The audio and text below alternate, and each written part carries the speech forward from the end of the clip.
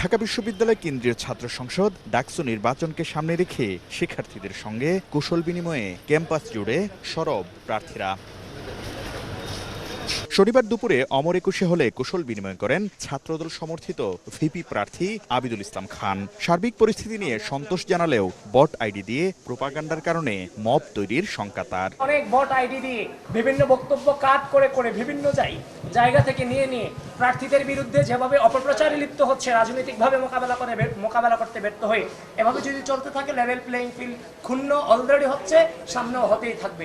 বিকালে কেন্দ্রীয় গ্রন্থাগারের সামনে কুশল বিনিময় করেন ছাত্র শিবির সমর্থিত ঐক্যবদ্ধ শিক্ষার্থী জোটের ভিপি প্রার্থী সাদিক কায়েম ও জিএস পদপ্রার্থী SM ফরহাদ সহ প্যানেলের অন্য সদস্যরা। এ সময় আচরণবিধি লঙ্ঘনের অভিযোগ করেন তারা।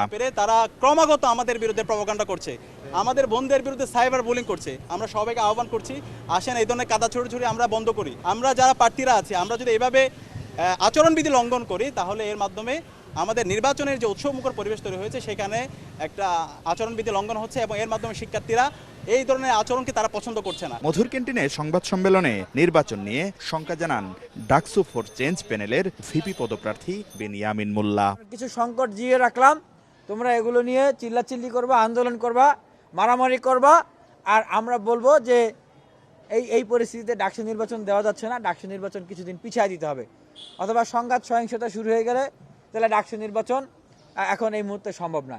ডাকসু নির্বাচন ঘিরে বিশৃঙ্খলা সৃষ্টি করলে মাঠ ছেড়ে দেওয়ার ঘোষণা দিয়েছেন উপাচার্য। বাধা এলে সবকিছু প্রকাশ করে দেয়া হবে। এই আয়োজনে সবাই যতক্ষণ আমার হাত ধরে থাকবেন ততক্ষণ আমি মাঠে থাকব। যেখানে আমার হাত ছেড়ে দেবেন আমি পরিষ্কার আপনাদেরকে ডেকে বলে দেব যে এই জায়গাতে আমার বাধা হচ্ছে। শনিবার পর্যন্ত 34 জন প্রার্থী তাদের প্রার্থিতা ফিরে পেতে আপিল করেছেন। ডাকসু ও হল সংসদের ভোট হবে আগামী 9 সেপ্টেম্বর।